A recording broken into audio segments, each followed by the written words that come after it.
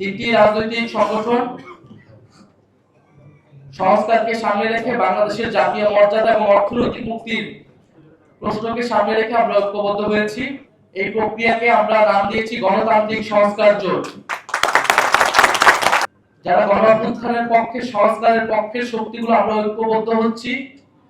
আমরা বাংলাদেশকে পুরাতন রাজনীতির পথে আর ফেরত যেতে দিব না। আমাদের একটা কমিটমেন্ট ছিল 5ই আগস্টের পরে বাংলাদেশ এবং আগের বাংলাদেশ এক হবে না। আমাদের এই ঐক্য প্রক্রিয়া আজকে শুরু হয়েছে এবং এটা চলমান থাকবে।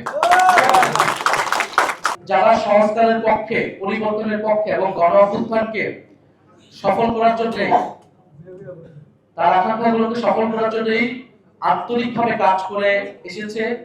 এখন আমরা যারা আন্তরিকভাবে চাই, আমরা সেই রাজনৈতিক শক্তিগুলো ঐক্যবদ্ধ আজকে হয়েছি। আমাদের এই ঐক্য প্রক্রিয়া আজকে শুরু হয়েছে এবং এটা চলমান থাকবে। আমরা বাংলাদেশের মানুষকে আমরা আহ্বান করছি, বার্তা দিচ্ছি, যারা গণঅভ্যুত্থানের পক্ষে, সংস্কারের পক্ষে শক্তিগুলো আমরা ঐক্যবদ্ধ হচ্ছি। আমরা বাংলাদেশকে পুরাতন রাজনীতির পথে আর ফেরত যেতে দিব না।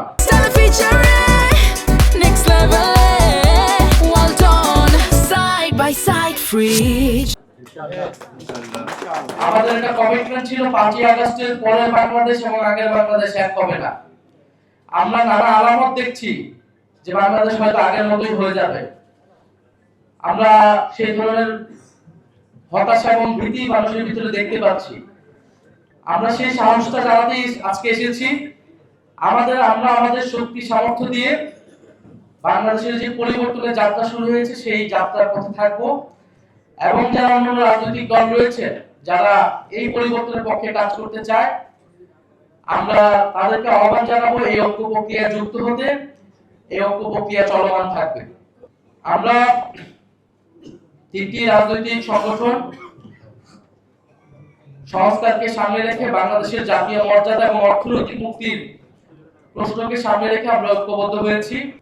আমাদের এই যৌথ প্রক্রিয়া বা এই প্রক্রিয়াকে আমরা নাম দিয়েছি গণতান্ত্রিক সংস্কার জোট।